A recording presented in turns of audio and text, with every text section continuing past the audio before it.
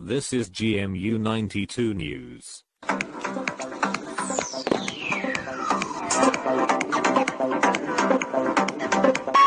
أن كبار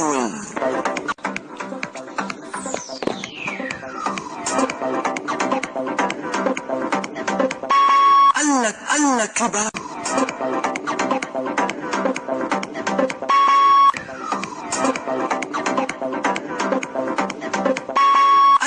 أن كبار. Assalamu alaikum bada mulungal konton na program wala me ala wala mu dunia fele kibarolti me alon ke fele ke kibar kum alla melke da banko ka anin banko e bantala yintili woro wala tambila annal tere malam taala ji sajo baro men be nyamasin to kun ko wala baylo bareti kibarol kun tal bamola banki nyaton ko findita commission nyatili wala commission men be kiskisro ke kan former president ya jamme ala soto fanglu Kenya la banko kan albamo ila fanan cabinet sonta dollar million talul ni worola pruika dundi bankola do ko kunna me alon ko wol bank la bulome ka faye IDA wolle de marodi bankola Italy la immigration department wolle moto tannani me alon ko ni toyta pick up kuta kutollem ye Gambia immigration department le soyla albo fanan kibaro sotla albamo ila fanan men siata dimbaya mo kemeti waldim nyim fonyo bani samay tinyaro ka wolle lower river region dunia la karola anibi albamo ila fana United Democratic Party ila Stockholm branch wolle safero kenan His Excellency President Adam Barrow anala mansa kunda be ke konton anim fana ke tentu albo kibaro fana sotala albamo ila fana dunia la karola de kombe tembo mento muso mankita China banko kanne fatuta domandin doron ya fako modo kewdolu wol bitala fo e fa imi bulola muso kan albo kibaro fanan sotola alba kibaro sotla fanan ko mo muannin nane ya fako wala fata police ol même fa opposition lu kono bire balamba ya ke Kenya ka fo manson carte fo wala menta mata nunje sate bafula to memo Nairobi nin keso moti anin kibar to malu bi albo wala moyle na dunia fele kibaro to. This is GMU 92 News. Subscribe to GMU 92 for more news. Kenyaton kolu aram salum wolle fidita commission of inquiry member kisisrol kekan so de fomu mo bela be ex president ya jamele tamoiti commission be jiber kekan bank account lela men jamme ya yele do katola afaye ko alhamdulillah petroleum and mineral company ay control me yele company toye guarantee trust bank and first international banks wol fanan ya wolo jibele kisisro fanan jibere keta fana yake hanabi kanamol membe dundi ke kanin ke dundi kontomento me alon kate ya jamele o fana yele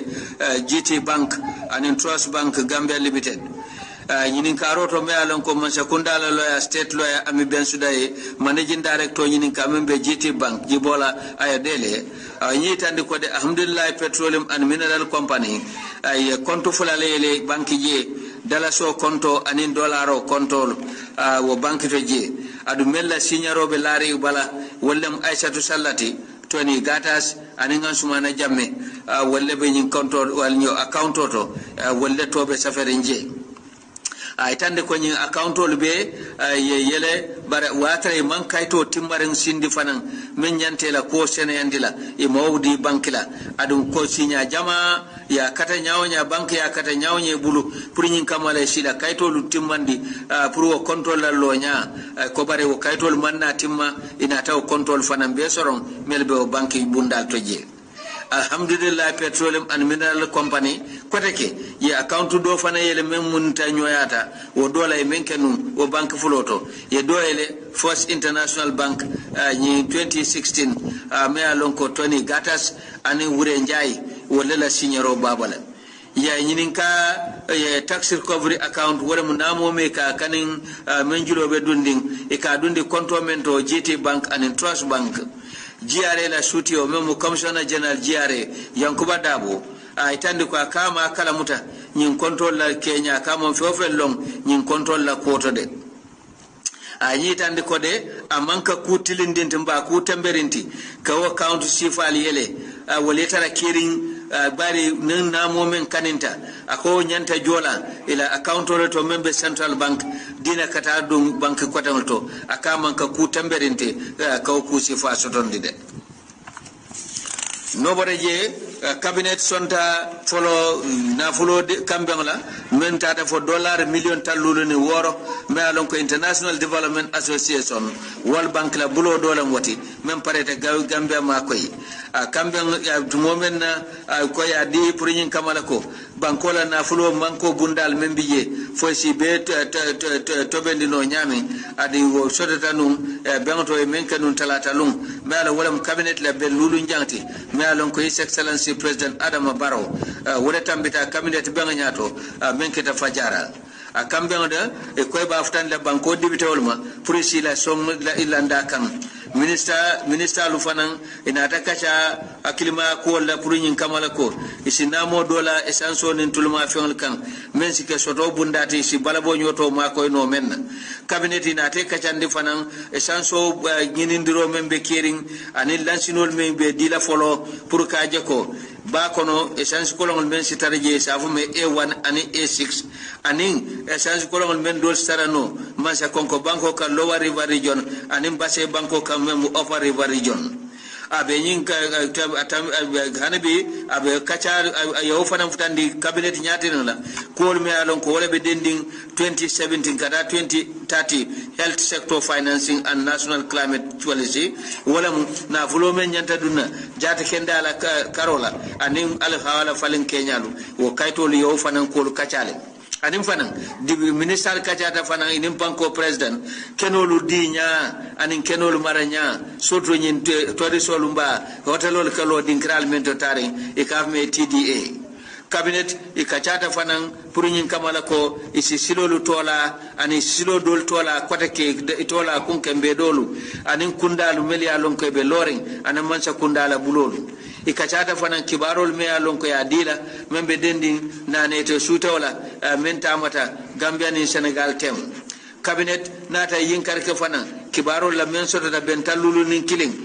yakwasla banku nyaton kolu anim man sekunda nyaton kolu ye bemba men ke numero biya jun karo tilmo anim ko jun karo kono ye minister kachata o fanan enim banko president anibi banko president na cabinet ina ta kacha fanan be monin konon ton jangla me alon ko banko nyaton kol anim man sekunda nyaton kol mel be African Union yow be men ka Addis Ababa July karo kono anim fanan minister of foreign affairs Mr. Usainu Dabo ay tamo men soto non toki banko kan e kachata wol fanan belale dibitol e mba cabinet la nyimben tambila nobody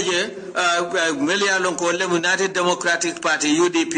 ila Stockholm branch member Sweden banko kan walle letaro kina kwa kete se obati anembunya bani kontana ba itol membe Stockholm branch melbe Association of United Democratic Party wala mu United Democratic Party la mol membe Stockholm branch ko be e kafta be kafta nyoma kela kontondo ni bunya kontondo sindi President Baroma anala mansa kunda ka tambindi nunga tefambala ka aftandi coalition ma anin Gambian ko be Melia Lonko ya katabake for His Excellency anatana kanye soto me alonko asenata bake me nyososo mansoto je kanyo men forta bake men keta December karo tilfoloti wo presidential election men keta Bangkoka hani bi ay tandi fananko me ala ni democracy manta anin constitution fanan manta ala balan kafu IEC e kankularo men ke risortola o president koto men bijannu ani ayo Kenya men ke kanin constitution fota nyokole anin democracy fanan manta adu fannam ko me alonko aya kata pour yin kamala ko ka nyaka si Gambian ko la nyantola ye men tamande o carte fawla tilingni sobe anin democracy silola me alonko bata adum de force te kan kela ton ko tombon me alon ka nyanta democracy silola ka lafta wala tinyala ka nyaka su banko molla nyantola ye men dinu wolunna ko jamela manya min ayake aya dada nyine kama ka banko dundi masibo kono adu a feltale wala mun yanta boyta o kotole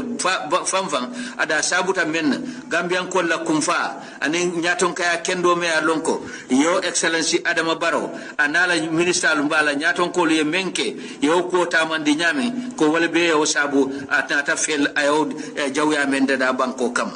This is GMU 92 News. Subscribe to GMU 92 for more news. Ko ngai mbe tentula mbay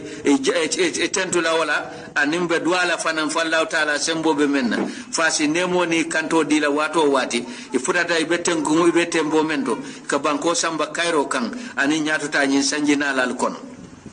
Hanibi United Democratic Party Stockholm branch ko itol mo Gambia dingul lati melbe sulani Gambia la kola ya ka adi hakilobe manyina nyinna ko challenge balebe ani murade balebe man sakunda nyati la ko nyakile nyama ibe lari nyinna ko Gambian ko de tombon dromenke wo abe timmala abe ya tombon ka tambindi nyato e ka fana be lola o bala sotole ada pa bala so falale ko do ko tamandi kon tumomen na tama ko lang dati ko mbe sinyi lonko isi lan na fasa Roma isi lan na ngane nyimama adu mbe lahido dile la ko mbete alpha bunyaren ko mo yo excellency anila mansa kunda be pour nyin kamala ko banko stano nyato nyamin ngam fallondi adum pareta fanan na soto na hadama diya sembo danta dawoda na londoning soto fen danta dawoda mbebe do ko kela men sati na maral kendo anin bunya me alon ko hadama dingu da nyanto e bunya ani loyal tara mara lola nanyin modalan nanyin wulu banko kan mfana be lola otole ke fasa nyasio be nyama anabi United Democratic Party ila Stockholm branch member Sweden ko ibela kumo jindila men ko Gambia ding spirit of true Gambian wala Gambian ko daji ko momenti wala nyinti na dino le tara nyokan bunyani hormo kono sio le tara nyokan Cairo ni sumaya kono ani bunya kono ko mbe jikirin ko mbe duale fanan sandima bala memo 2017 iko long live your excellency, long live the Gambia. Meya sinya wala president e ka fa nyomin ka keba alaji seni jamme president membe la ka photo Stockholm branch ila secretary wala aja Janaba ba Jalloti anin ila aja Fatumata Diouf ñu le sinya ka photo la. This is GMU 92 News. Subscribe to GMU 92 for more news. Be kibarol to Italy immigration department ila immigration bunda e moto tannani me alan to eta piko bollem yedi Gambia immigration department na nyi motolu ya dila pour nyin kamala ko e be katakol men ke kan kaje ko mol men katani sila me alon ka man koy adin sila sila tinyaarum sila lo men jawyata bake foy so marano nyami nyi motolu yedi no immigration department ila bundala membe lori wo kol kunna tanje sata auto West Coast region abe kumala dinar bengto Minister of Interior Mai Ahmad Fati ay jaro ka baka Italy man sakundala ila demaro me ya ditin bara natanyin laje ko sila kendo me alon ko si Gambia ma ko no nyami kaje ko mo jama kan mor kanta sila kotam la memma nyinya wala myinti Gambia ma ko ala fanko e loku ngai baraka adum fana e kundal ma ko melbi ja wole sembo todo Director General member Gambia Immigration Department Alhaji Buba Sanyang afana lahi do di ko de nyi motoli be beta man la nyama me ala be nafa sot la bankoy Gambia dingulu wal be jamal le kono mel ya lon ko wolle kata Italy ba ka dum fanka sola kata Italy banko kan ka foy bita do ko le nyinina me ya lon ko sina fa bal soto je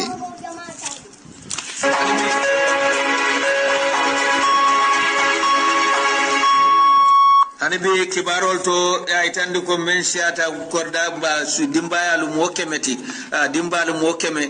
nyim fonyo bani samay tinyaro kawle lower river region aram salum ye demaro dila adu fanglu kono e mani boto keme dila sukuru boto tanin saba anin tulubida mu ande lulu adu National Disaster Management Agency mel mata walla futandima adu meli de mala fang wala Islamic International Islamic Youth League aba kuma la dinar be to mansa konko governor membe je fanta bojan samate mane ay killo ka molla bake ko sikari amaro nyini kubunda bul memata loro kenyala pour ni lafta bullola akoy sirol fanan tutu nyin kamala sike sansanti enim fonyo tema mem fanan matala ndaro lo kunyala utundot la men sedi ay mako bal jay bake ay dano ke de nyomalla koy fanay mako ro lafa mole melialon ko be tundot abaya bo membe agriculture la karola janin sajo fofana membe water resource la karola ni dudu sedi ba membe mansa konko area council be ki location la ko seno bulo fa kono fanundi si man jama fi doku me alon ko fi fen jama doku melte kilindi buri nyin kamala ko ala wala falen kamala ye amar fanan ko sikari al hawala ko kibarol me kadi sikari la moyala pour nyin kamala ko ila fi fen lu kana tinya adu sikar fanan ni be la bungulu kankaran ye joran kendol ke kunna pour nyin kamala ko ade kana lo jibor silol fanan kan hanabi kibarol ton science tabulale dunia la karola ay tande ko China banko de nyin temben fenne me alon ka meta China banko de ko e kalo wala kunna dina bake ka di musoti bare sayin nata futa tembella tembo me alon ko anata kole ado wulu kibarolu nal hakilo bakan 1979 China silodu kavme one child policy wala mo kantam bi dinkilina pour nyin kamala hadama den hapo membe lafa kan China fasi kanyanno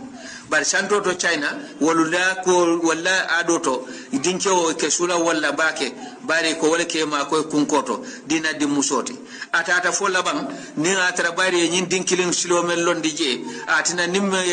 di musoy konota e kataji be fo musulam ban fo kelem nata ding musolam e ka boro diala wo kono e tinya nata dinkelem e kawtuje itata wala nyama fo sai ngana take bara nata ko mane bawulu China banko kam kibarol ya itande fanko be tembo mento kewul si abata musolti jele fafuta da tembeto ni modol bije sisanji tan sabani sabasoto mba men siata oti asatre mamuso tano ya itande fanko de sai China kewlu jama ba musu soto la kolaya kamala dol kanana ul kuntu kata Cambodia kata boma anil Laos kata Vietnam nyin kamala ko foysi musos soto no nyami pour que muso soto China e ka kolata bakele de bare nimbe tembo mento nima yiro wuli keme wuli taworo wula bondi nimi hakilto ita muso soto la ya itande fanko dum mo jamala taw ko do soto no la China ni ya jibe China fang ya itande ko fang jemu dulalti me alonko ibe kekende abalale pour que muso futu jede sunkuto soto jede de sako ka musoti du janni be wala kano sotota e ko do ko balam e kaman sonaya China ya itande fang ko de sayin de kafollo mele alonko wolle ko mol suman ka foko ni lafta kelamba lafta musola ibita ko kompinol ta yela ko kankula fo muso dosi je membe la filela kibaro le aytande ko sunkutolu ne yajibe ni muso lafta mo kenani wala ka muso nyini mba mo lulu men ka finti muso kan ka fo laftala adu be sunta muso la doya dina kawltiji fan e ko akake dol fan lu bata kamala e ka boy muso kan ka fo be la nyoala diakuya musuntanglu melbe alon ko be China e ko jama ba dol fanglu e ka bata basoto musnyini ngale ade katara yaila santol to tarim ba dlalto pour nyin kamala e muso soto no nyami ya fo fanko sa tuta domanding musu songlu be kering e ka melbula kata sunkudo li yera nyin kamala ni e muta ye yemandi yete wafi kew doma men site mara santo sata o doto me alete kana no laji watina alfalu sayin e koy fanan jama ko be dol fanan kela dimlu jalay ka fo e mayatne mamusota dinkewlu wakana ka jakal ko bati ni ata imam muso sotono dol fanglu e ka do ko bata mon fang be lari mol kanje wala mo wululal fang le ka kawlu doya ni imam muso sotono surtout santo to China ji ya itande fanko de dol fanglu la musol ke yemmema do kay nyinin do fanga mamme ala muso filtama a yiro wuli shayle lande ko ne momo keta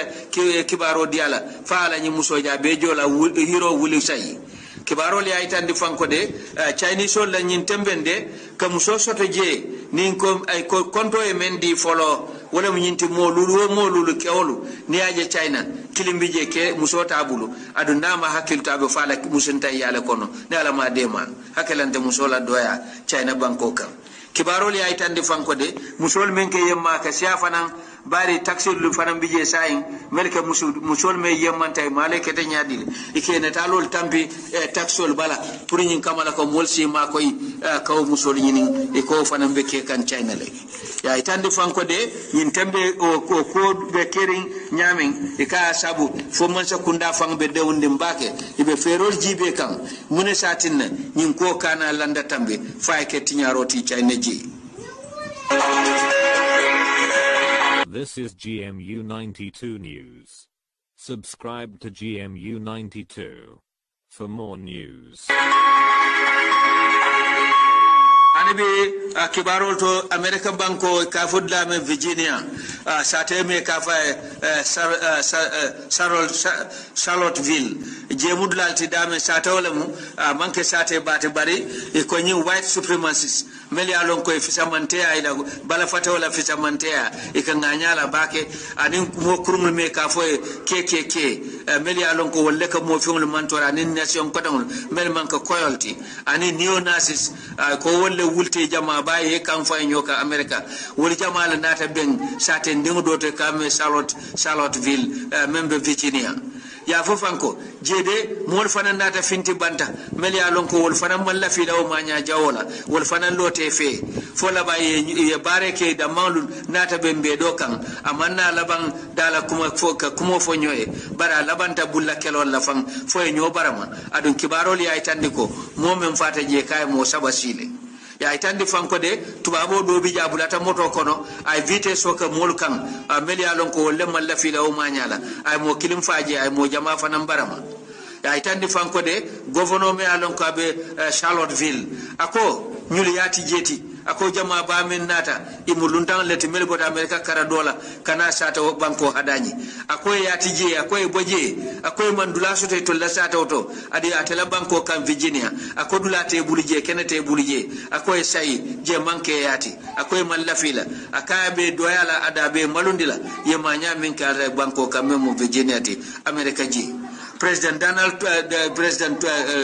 Donald Trump atabe kumala tumo meno kola ate karafulo bele doya akate bele doya mel bulata fitno kono bara ma bulo chodi kilinna adun dol men kumata je wolko itoliye ya kambaye jikita Donald Trump lela bayre Donald Trump la campagne kono akanyile foko koyole ko ala la bankota akoy toli wulta walla pour que la bankota mol kam meli alonko ikoli yate amerikati ay koyo manya la kije hanabi kibarol to ay tande fanan ko India anim Pakistan banko kilinde moytinum birintu momenna Angleterre le martela bari sanji tawro wala komanto Angleterre e India anim Pakistan la independent dila bari la independent manna la banko kiliyala Pakistan ol mel mo muslim multi wal jama wal nata ila farasi i farasta India bala adu ila faraso kono aketa mo adama ding me ya lonko a wulta ka bo banko karado kata banko karado i kanyon adama ding hapo nena manke dunia la tare koto wala mo teleketa migration ti men sembo wata dunia banko be kanti kibaroli ay tande fanko de India anim Pakistan ye kelo ke sinya saba kele fulo be keta Kashmir banko le kunna bari India ko to leta mu Kashmir ti Pakistan ko to leta mu jeti bari kibaroli ay tande fanko de India anim Pakistan ibe albala joran tunkan ne ka me nuclear weapon adi be fankantala le Pakistan ke nyile foko ito le doyata India ti bari to la Pakistan population ne ajibe amantambi mo million keme fulanim fenna bari ne India jibe mo billion killing ani men siata mo million keme fulati wala be India banko kam woto India wa siata Pakistan ti sinya jamala fanana adama dingla wala tena Pakistan ke nyim foko nini India be dunna nyola ya alamantankala e koy to le fe kala foloti melbe albala joran fayla ke India bungala hanbi badi ya ila nyim banko fulode ila dia mukame ado ila dia muka labang jama bari beke hakiltu joran men be bulu wayati na kilimman pare ka o fay ka bara ta labanna diala be kala mashi bo balati ni nyim banko fulo nyobum atomic bomola hanabi kibarol to jaman banko Angela Merkel muso fele membe darjarim bi bake jaman banko kan a felabe lola kote ka kabe lola ka banko nyinin nyina mala nanen janti pour que tambi jaman banko nyato Angela Merkel ala campagne o datile sate balto ala Christian Democratic Union ay campagne o dati wo tolla ada yi jikita ko jama ko Angela Merkel be kanyela al koteke nyin carte final la membe kele jaman banko kan asabo keta Angela Merkel akum fata ala makam ala munyaton kaya koto ay do ko ke jaman banko kan fo jaman la economy abita kan nyatol dram kasay koma adun jaman la yirwa fanan kan la fale ada ala nyaton kaya fanan forta bake ay jaman todiya ada jaman nganyandi ko nyina tinna jamanol lata Angela Merkel la amusoy koy ba tambindi la koteke ila nyi wote nala kibarol to fanan ya itande ko president Muhammad Buhari ko alfal futatama membo tamansa kundabulu member federal government of Nigeria mel futatama ala kordato e kavodame Abuja House member London Nigeria member London Angleterre kibarol ya itande ko ni alfalu e futatama ya kondong adunga e bejia abe jelela da be moyla fanan ani mininta nyola fanan ayi itandila ko ata president Buhari ko alhamdulillah mbetembo mento de mvisata bake adon bejikirin ko sa ende paretale ka sa Nigeria mbenna doksaro le ya marole batakan doron ni woli yam fatanye doron mbesayle Nigeria president Muhammad Buhari ay tandi ko ala kuta yo banko kan Angleterre jara lola ay kar sabasi fodaban modor ke fawulindi satawol kono ka fo ha Buhari nyanta banko saylale kata mankende dol fangol wol kata la fo laban e ka fo Buhari be tembo mento abalo be fatala am kata no dulato abena ta ke faniyati bari ay tandi ko Muhammad Buhari ila television li ay tandi Nigeria ni bankol to birentu mo men be futalama Abuja House même fele London ada nyi tandi ko abe sayla te mela ni docteur Oliam Fatay doron abe tila abe murla Abuja Nigeria ala vice president aussi Yemi aussi Banjo ya tandi ko ada wolebe banko Samba Kanyin tembe nyama me alonko ay be nya fala do ay be se wala fanan Nigeria ji nganana ta Kenya banko kan kibarol na ta kaytandi ko Kenya la carte fo manna laban carte konto men keta amanna laban kayra kono de bari opposition meli alon ko wala mudayla Odinga la molti e ka fo e nasa coalition wol ko imata carte men kontite ko amon ka toñati itol ko itol le kanyeta carte fo auto men keta e ko computer le kasabiro ke bari dolle dunta computer kono ye control yele mandi fate ate president Uhuru Kenyatta kanyeta kibarol ya itande fanko de opposition nata fintimbe dolu kan me alon ko doketa Kisumu doketa Nairobi ka foda me kebiru slums je fanan je duta bake fo police wali fayro kele de adi police wol to ya ko wali mo mo anin nani wala bunki dola ya melfa ate Nairobi anin Kisumu kibatala le nyi tan fanko de mel fana mi alon koy balanta be dol kan e ka berol leta anin do ko ka police wol fayala adu ay tan ko fitno al tata le fotil fula fo sabanyon adun dol ko siko lafta da bulande la jele de ke kuyolu anin luwolu bari president Uhuru Kenyatta ala sior me ka fo ki kuyolu wala siata wala majority ti wo banko kam memu Kenyati Riley Odinga ate bota luwo le kono luwo tribal bare to le nyille siate ti bake Kenya banko kan ya itandi fanko de dula do to fan kebiru slums e ko e modoje ke kuyolam luwol baba indikan e ko bare amosiolti e lafta fala bare ya baramale kabelare loftanoto president Uhuru Kenyatta anata finti to momenna ila election commission yen kankula ko atele kanyeta ninke memu ateta lulu ni nani anindo mandine soto animen lota men suti atala bake controller wala mu Riley Odingati kemo keme ateta nani lulle soto Riley Odinga e kama kaka mata ala mulko itol opposition to bolambe do kan e ko be falalde ay ko barete be fa nola adu niaje botambe do kan foni Riley Odinga kumate ka fo ko al say suwo kono banko e tenkum kibarole ay tande fanko de ala nyaton ko do kumata ko e tol sunyale wala tinna mankani abari international observers meli alon ko wollenata ko siroke carte fawla menketa Kenya dobe kono kafa John Mahama atele mo president mengi alon ko ay banko di biraboita Ghana banko kan wobe commission observer kono meltata ko sirola wol ko carte fo men kede to liya cede ata men e ko kene carte fo tilintale ada tonya ata le fana European Union fana na mulko e cede ata ko nyin carte fo tata tilingin tonya kono e ko nata opposition li e hello soto carte fo la ko sinya jama e kata kiti bu to ni weni safero be kirin ni ko kanin ay ko kiti bu kela ko tonya andile akko ketama woto munati na site ta kiti bu to koteke kata nyin ko challenge dina ka fo be findila be dol kan ke setano wulu balondi Kenya banko kan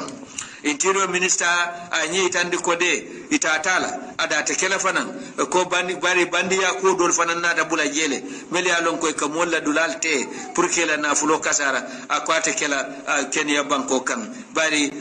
ko Kenya banko molti amutal. This is GMU 92 News. Subscribe to GMU 92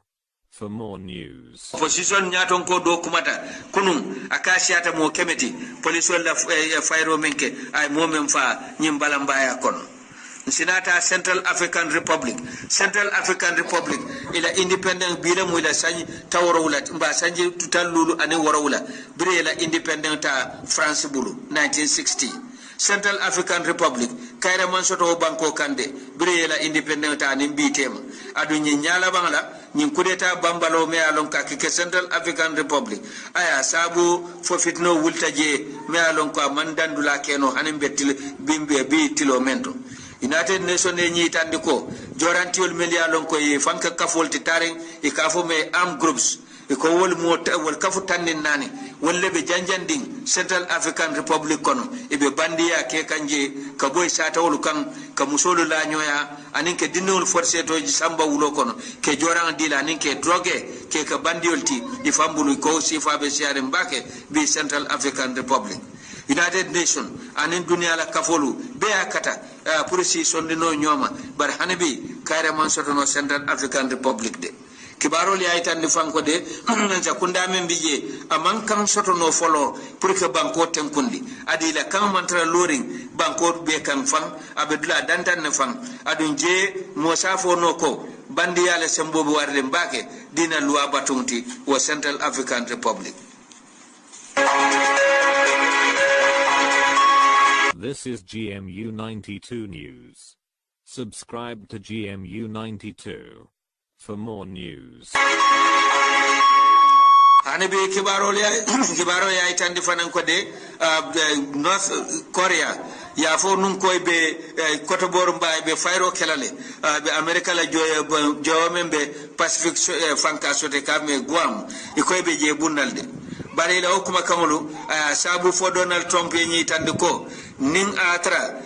Korea Kenya North Korea Kenya bote kono ila president din Kim Jong Un a Kenya bota kono fayro ke ka fay America ulebung ala do joyo bum memo Guamti ako abe nimi Korea banko North Korea ako jebe kala nimi sa banko lati kati dimba anin kamfa membe mala ako wote kunna North Korea banko fankan ate Donald Trump ala nyum kuma kanulu ani nyum kuma kanulu men fanan kabo North Korea la president bulu tinna bankolu kuma ta sain pour que diamu nyum nyaton kafuloli kibaro li ay tande fanko de president Xi Jinping me alon ko le China la president e kay telephone ci kale fan ay president Donald Trump telephone ka fay ko kumolu la kundi demanding ila kumolu yom fandi anim fana e kay telephone ci kale ay president kili membe North Korea bari niaje North Korea domoroni simani kujama e ka soto China le bulu bari na ne wala be North Korea ni China tema nyane me alon ko bala bije e wo bay ko wala tole ka fa Yellow River wala mu bay ba me alon ko banete mun ko jela mudlati me ala wala mun na nawti North Korea ni China tema dun North Korea ala balu bumba be e ka soto China bala bulu wala People's Republic of China adi ko ni China e kuntu North Korea la hani kar kilindrom North Korea be nyoylale e konko be dunna North Korea wala tinna e be bankol fanan be China tonton kan kasa bulo likilaka tenyin ke North Korea ye fan kalang long bari ni America te kelenola joranto ani ala America te kelenola londola karola wala tinne ko dum North Korea ani China le be naneri ba China la de unda momenti woram North Korea man sakunda na boyta mo million jolle be nana kuntule kata refugee ala China fana be silari njella wala tinna China fana mallafi North Korea man sakunda boy wanyama me alon ka tekna ke kunna han China fanto wala ne be ferol jibe kan inyanta North Korea la kola la jadile banku ba woro ko nyim banku woro nyanta bennale wala mu South Korea North Korea Japan China America ani Philippines wo bankoli ko banku worol ani Russia ko wol bankol nyanta bennale ke kacha North Korea la nyi joran kola fo si Kenya kala adi sa ko du ben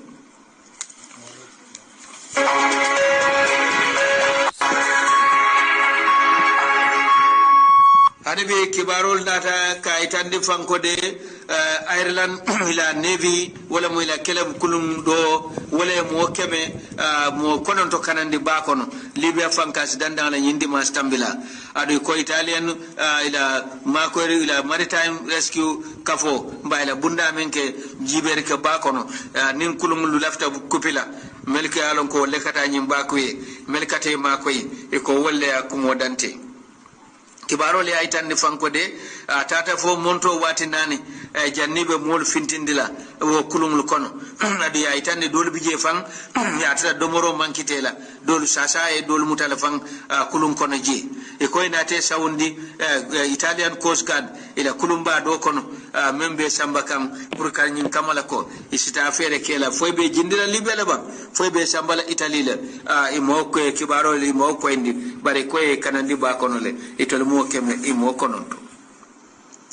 kibarol nada kayitande fanan ko de police le ke tan nana muta Nigeria ni lokum fala tambila koye muta e koy homosexual signol le wala mu ke ninke men ke la ka munta ni e ka fo mele ke wude nyolu e ko e muta o kenyalla ani wo haramu manya police le mutale ida manya e ko jede luato Nigeria ni e muta ke wude yala ka koy sanji tandin nani inyanta wala la kasola adu ka fo ke nin ka we futu nyoy luwa balanta la jele adu war fanan ne ya tonne wo banko kan musini musse futu nyoy Nigeria luwa balanta la Nigeria itandi ko Christian evangelical kafolu meli alon ko wolle mun Christian dino molti isembo warta bake ila bankola sonko du karola le adu muslimolu wolle sembo warta banko salon karola adu sariyan bedula dol tol fan hakilo imansi bo fan ka foko be kele ke wudeti woni muslim bankol membe northern Nigeria kibaro li aytandi fan ko de jede ko banku tawro wula wol anim fula dunya kono wolle luwa dada pour koko nasa wala mo sifati to liya tonne kate kele la bankol kan banko dol fanan sodata de melia lonko ya luwa dunya tanate basete kenem ke fudo nyoy mba musine musu fudo nyoy bare banku jama hanabi ma luwa ta adi ya ko bayle fanan